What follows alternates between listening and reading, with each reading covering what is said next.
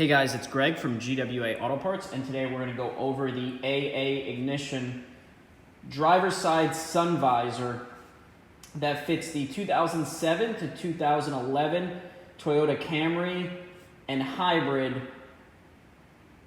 that does not have a sunroof. So let's talk about the sun visor. So the sun visor pretty much sits up underneath the ceiling, and this flips down to block out the sun, as well as has a vanity light here.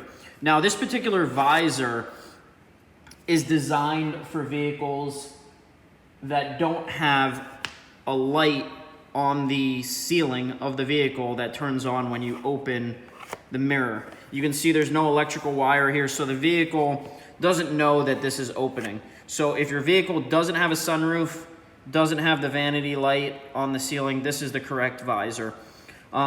Installation on this thing's pretty much a straightforward install. There's a little cover plate over here that you can see, and this cover plate will snap off, and it exposes two screws that are behind these clips, and you'll want to take those two screws off, take the visor out from the factory, put this one in, put the screws back in, and you're good to go.